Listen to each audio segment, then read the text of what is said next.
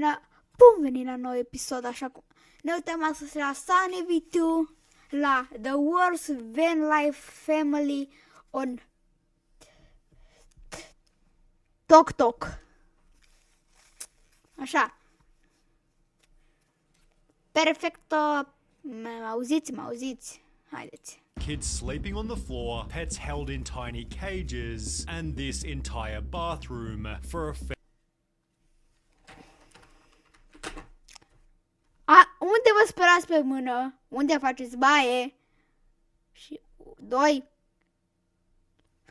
Cum nimeni nu vă family of 5. Add some teenagers who can't fit, children calling their beds coffins, and you're still just scratching the surface of the worst van life TikTokers. Take for example Red White Spoon. They gained 11.4 million views by showing how terribly unspacious their kids' beds were. This should be illegal. Those kids are gonna suffer in that space, man. To make matters worse, the beds had rock climbing holds instead of a ladder, which their daughter almost fell from whilst trying to show they were easy to use. So Molly's going to demonstrate getting in the box and show you just how easy it is. How will they get down in the middle of the night when it's dark and they want to use the restroom urgently? What if they fall and hit their head? These so-called bunk beds were actually just shelves, yet the family still defended them as being spacious. At the same time, get this, the parents have a king-size bed, them as being shelves, called bunk beds. What if they fall and hit when it's dark and trying to show they were easy to use? So Molly's going to demonstrate getting in the box and show you just how easy it is. How will they get down in the middle of the night when it's dark and they want to use the restroom urgently? What if they fall and hit their head?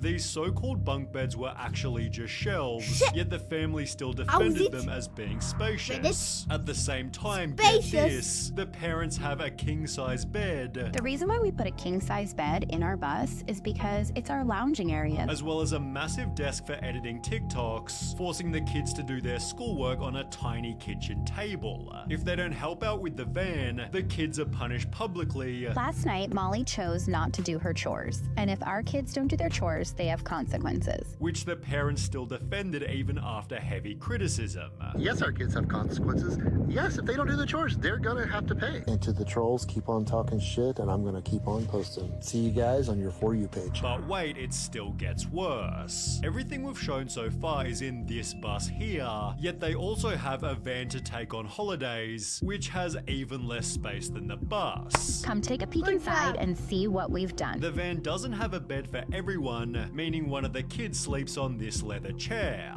Maybe there'd be a bit more space if they didn't own 4 massive dogs, which are shoved in a tiny cage below the bed, yet they still have more space than the toilet. It's covered by nothing but a thin fabric sheet and sits right in the middle of where everybody lives. They call the vehicle their vancation home, meaning when the kids get tired of living in the first van, they're blessed with a trip in an even smaller one.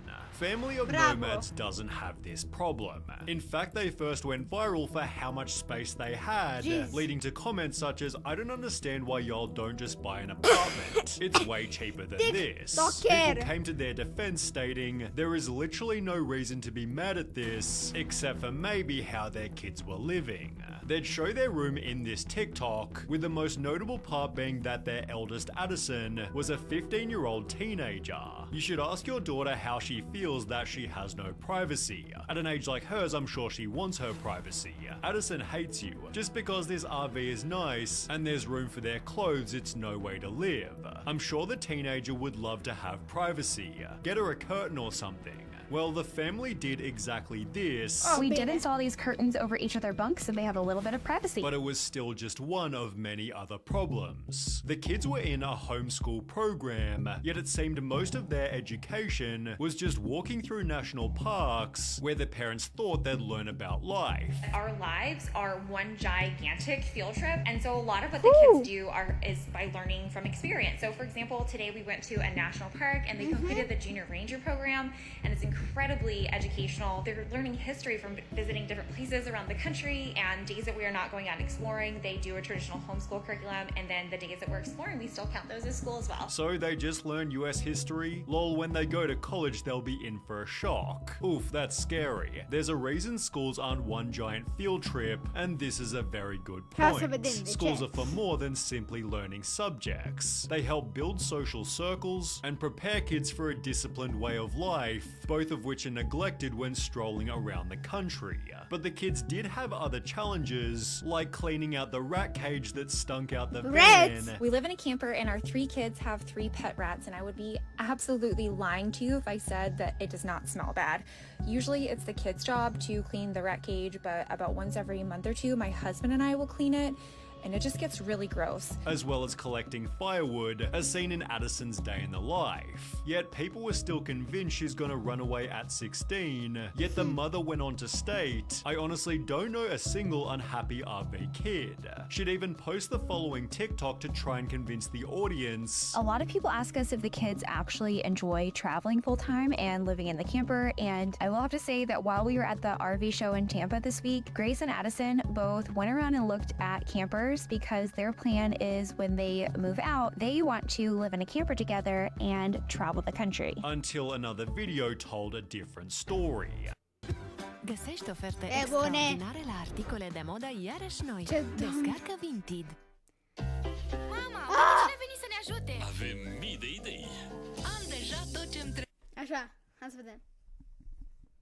Addison has struggled with their mental health for many years. Addison is currently back in treatment and won't be in our content during this time. To protect Addison during this time, we would like to ask for privacy on this matter. Perhaps the daughter was unhappy for a totally different reason, yet there was still more evidence that she despised the van. For Addison's 15th birthday, the only thing they wanted was to go to a hotel. The video has since been deleted, although after arriving at their hotel, twice Addison mentions liking doors in the video, a hint at them having less privacy in the camper. With conflicting messages about Addison's happiness, people commented, "I can't wait for this gen of van kids to grow up and share their thoughts with the world," Da. although this had happened much sooner than expected. That's On the weird. r/offmychest subreddit, an anonymous account made the following post. "I'm a teen in a full-time RV living vlogging family, and I can't stand it. I hate it. I hate it so much. I hate being homeschooled. I hate Beaver. not being able to maintain a social life.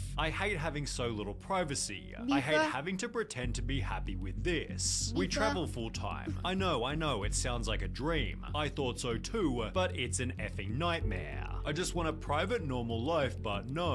They had to ruin it with their crunchy way of parenting. It's all fake, by the way. Not what I meant when I said I wanted to take up acting. I'm frustrated all the time. I'm tired all the time. I'm bored all the time. Please stop supporting these channels. Stop buying into it. It's ruined my life and I can't say anything about it." In comments, the poster clarified, "I'm between 15 and 17 years old, and they were the oldest of 3 siblings," hinting it was Addison from Family of Nomads. Exactly who the poster was has never been confirmed, yet only a couple of months later, the family announced they were instead buying a house. Family of Nomads recently quit van life. Their kids seemed the happiest they'd ever been, while the parents were in tears as the RV was stored away. The eldest daughter has since vanished from the videos, with an unrelated comment summarizing what van life's like for kids. "RV kid here. Let me tell you, RV is hell for children. I've been living in a camper with my 3 brothers and parents, and these past 2 years have been an absolute detriment to my mental health. Yes, it's an amazing opportunity I've been given to have seen all the places that I have, but I cannot recall a single positive experience anywhere I've been.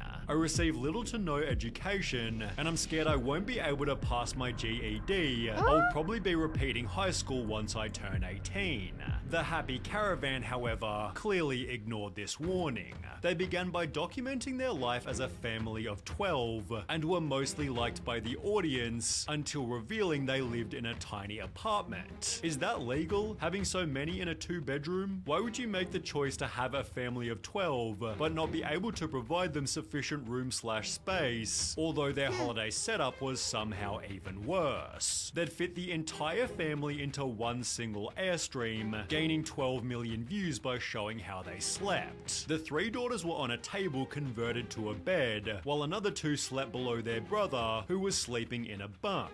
A different brother slept on the couch, the baby in its cot, and of course the two parents had their own massive bed. So what about the last two kids? Well, they got to sleep directly on the hardwood, described as not perfect but more comfy than a tent. You have two kids sleeping on the floor just for vacation and we mix it up. In our YouTube video, Dad is on the floor, which by doing some digging was seemingly true. Hilariously, after being criticized, the parents magically found Enoch a blow-up mat in the closet, but for the most part the family isn't all that bad, especially compared to wild family life. They've been called the most hated van life family on TikTok, mainly for their bizarre family dynamic. The page is run by mother Nadine, who lives in a van with her three kids, along with both her ex-husband and her new boyfriend, who she refers to as a homeless junkie she met on the streets. According to her TikToks, they're not polygamous but live together in harmony, being able to do so because they have the biggest front yard. The criticism, however, always extends to the kids. They call their education program homeschooling, world schooling, travel schooling, adding they help whenever necessary, but they don't follow any official program. Technically, I don't follow any curriculum, but we have this app my kids learning with. They set their times each day. They do that by themselves. There's nothing I have to do. Help them if needed explains everything. Doomed to fail. They'd respond to the hate with the world's most hippie message. The only way to deal with an unfree world is to become so absolutely free that your very existence is an act of rebellion. Adding their kids are extremely satisfied with the life that they're living. People think, oh, poor children, but trust me, my children, they wake up with a smile in their face. They go to bed with a smile in their face. Yet it's perfect to finish with this comment here. When I was a child, I would have been very happy to eat nothing but candy and potato chips all day. But my mother did not let me because she knew better. It's a parent's job to do what's best for their children, not just what makes them happy. Să văd dacă mai apare ceva de ăsta. Hello. Minecraft! Să văd dacă mai are ceva cu părinți.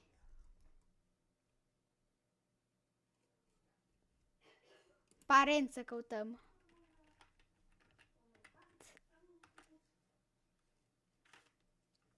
Nu, family vlogger. Family.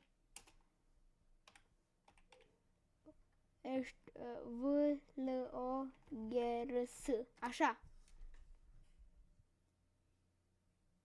Family channels. These are the 5 worst family channels in YouTube history, and coming in at number 5 is the Prince family, who would quite literally give up their own children for a couple extra views. The parents Bianca and Damien gain an audience by peddling the most atrocious clickbait you might ever witness. Take for example this video titled "Pray for the Prince family house firefighters pulled up," with a thumbnail implying that the house had caught on fire. In all actuality, their house-related emergency was a leaking pipe in the backyard, which was fixed not with a firefighting crew, but rather by turning the tap off. In a different video they'd clickbait, "My car got repoed, we're going broke," although after clicking on the video, you'll find that the car was simply being taken to a mechanic as a result of a flat battery. On top of this, they've literally uploaded more than 10 extremely serious videos stating that they're breaking up without ever actually doing so, but even then this is nothing compared to how they use their children and pregnancies to get extra clicks. The scummiest example is this video titled No Heartbeat, with a thumbnail of a pregnant Bianca going into an ambulance, implying that perhaps their baby had died. When you watch the video, however, it's explained that Bianca simply had a bladder infection, which moved the position of the baby in her womb. They couldn't find her heartbeat at first because she moved so much. The baby keeps moving. Then in this video titled "We got into a car accident at 32 weeks pregnant, she freaked out," the Prince family implied that they'd crashed the Lambo and put their unborn baby in danger, when in all reality they'd simply gotten a couple of scratches at the rear of the vehicle. Although it'd be when the baby was born that that they'd become even scummier, beginning with Bianca implying that she wasn't happy with the baby's physical appearance just moments after giving birth. She's gonna have brown eyes for sure. I thought she was gonna have pretty eyes.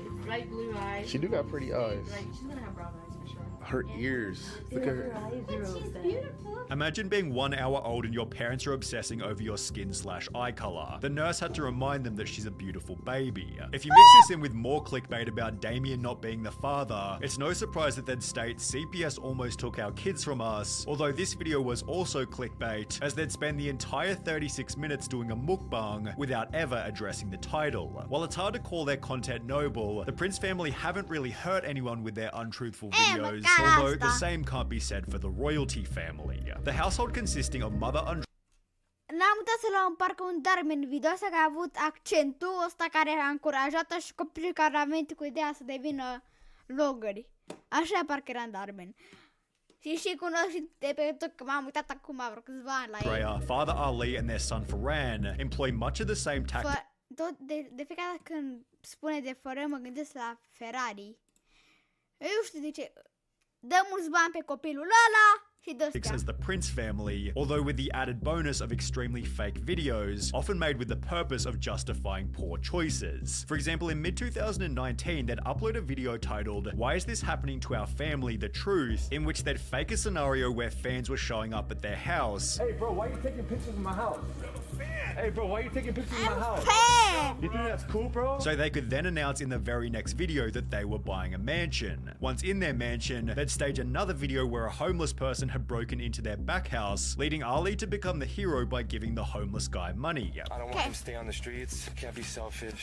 I'm gonna give you some cash, but I'm gonna need you to leave, alright? Only 4 months later, their back house was actually broken into by a real intruder, leading them to show their true colors by giving a totally different response. Are you serious, bro? Going to people's homes and sleeping in the back? Hey, Serge, call the cops. With these videos also hinting at their next major problem, extreme materialism. Their channel achieved most of its growth through videos spoiling their son beyond belief. For example, 8-year-old takes parents' credit card, no budget at mall, throwing a dart on a map and buying whatever it lands on, and if you guess the price, I'll buy it for you challenge, in which they spend up to $1,000 on brand name clothing for their child, just so they can make a viral video.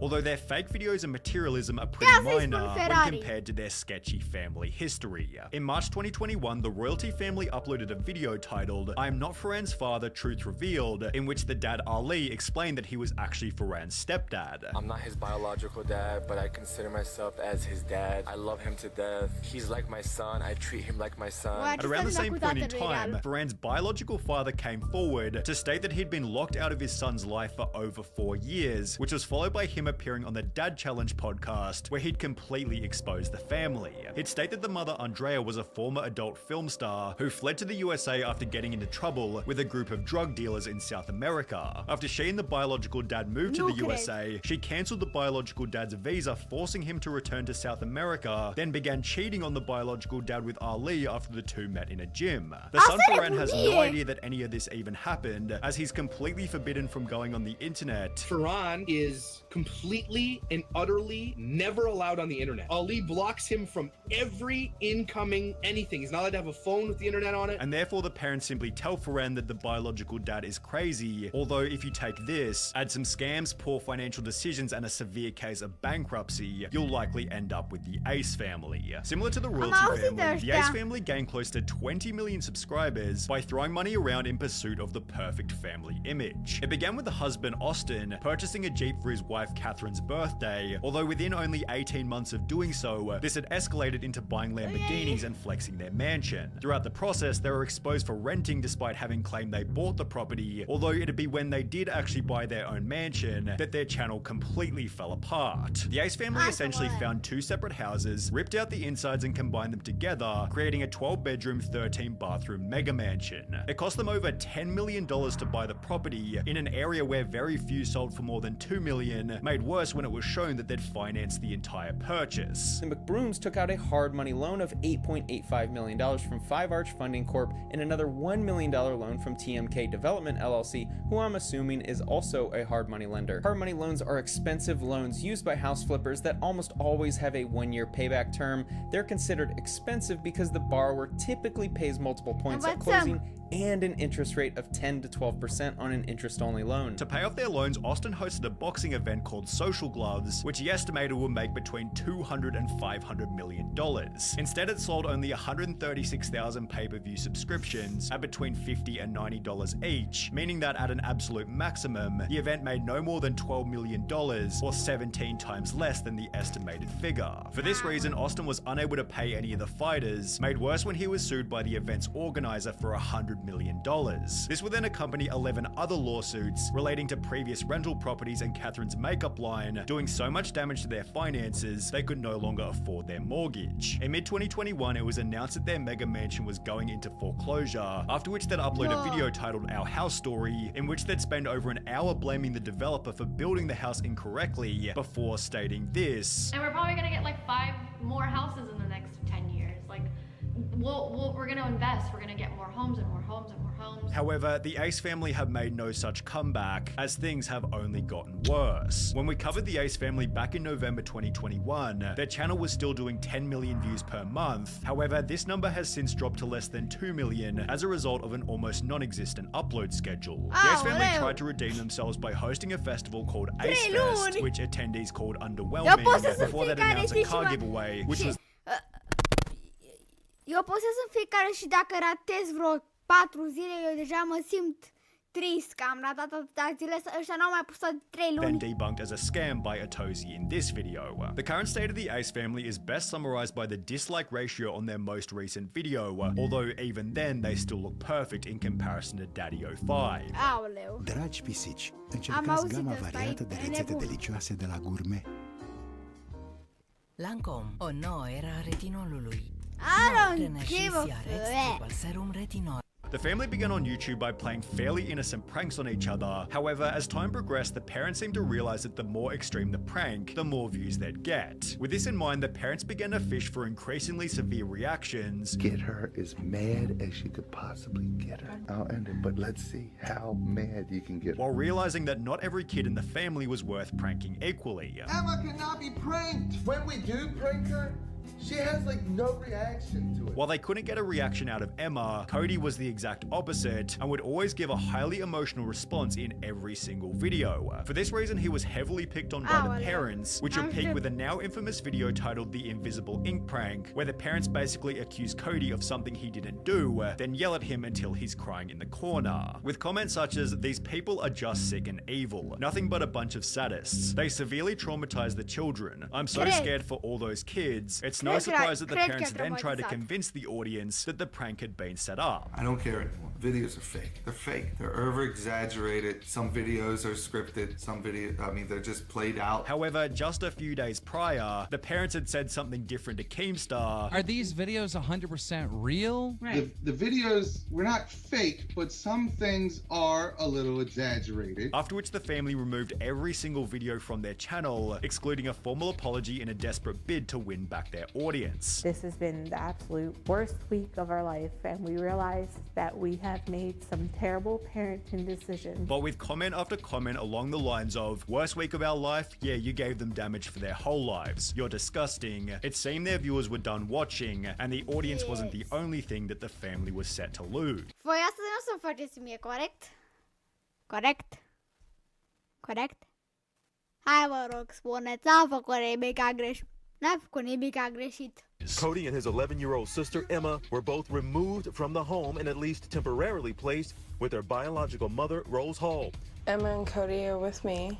I have emergency custody. As mentioned, Cody and Emma were both taken and returned to their biological mother, after which an article was posted reading, "Controversial Daddy-O5 YouTubers sentenced to probation for prank videos with their kids." It explained that each of the parents had been charged with 2 counts of neglecting a minor, after which YouTube made the choice to permanently delete Daddy-O5's channel. With nowhere else to go, the family began posting videos to their own website behind a $5 paywall, although they'd soon discontinue the practice with the message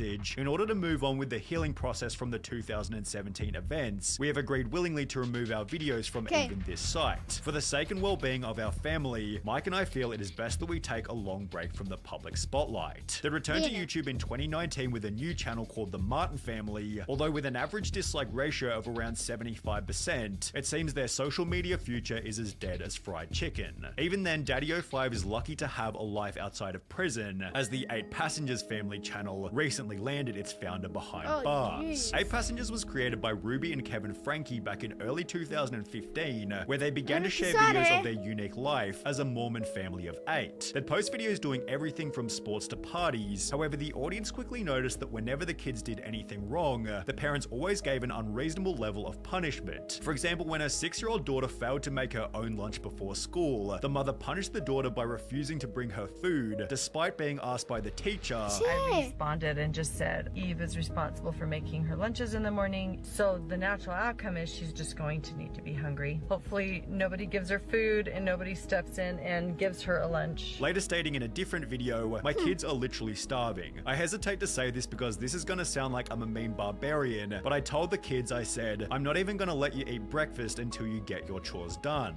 When these punishments failed to achieve the parents' desired outcome, they'd up the ante by refusing presents to their 2 youngest kids on Christmas. This year, they are not going to be visited by Santa. Christmas morning, their 4 older siblings will be getting Christmas presents to open, and that they will have the gift of love from their dad and I, because we want them to really have a visceral tu trebuie să dai gift of love. Dacă nu ia și aruncă. Și în primul rând, nici măcar ăla nu-i dai dacă nu le dai cadou. Which was in addition to their oldest son sleeping on a beanbag for 7 months as punishment for playing one single prank. My bedroom was taken away for 7 months and then you give it back like a couple weeks ago. I don't think our viewers know that. Noticing a pattern of overly strict parenting, a Change.org petition was launched reading, "Get 8 Passengers Ruby Frankie under investigation for child abuse," after which multiple videos were published documenting the family's controversial history. As a result, their viewership evaporated by over 90%, and by 2023 the channel was struggling to gain 1 million views per month. Ruby had also grown tired of being criticized by the public, making the choice to permanently delete the channel on the 2nd of August 2023. However, this wouldn't be the end of the 8 Passengers saga. The oldest daughter, Cherie, had always been outspoken about her family's parenting style and would post this image to her Instagram story showing police and the caption "finally" only 4 weeks after the channel was deleted. It was then revealed that the mother had been arrested for aggravated child abuse after the 12-year-old son had been found emaciated and malnourished with open wounds and duct tape around the extremities. The condition of the juvenile was so severe that they were seen by Santa Clara Ivan's EMS and transported to a local area hospital. Ruby Frankie is currently being held in jail awaiting trial. Cam atât a fost videoclipul de astăzi, sper că v-a plăcut, like și subscribe, vă reamintesc să dați like și subscribe. Vă apreciez că v-ați luat până la final și o să ne vedem într-o altă aventură la fel de ciudată și în care o să învăț de ce nu o să devin și eu YouTuber ca și ăștia. Ba!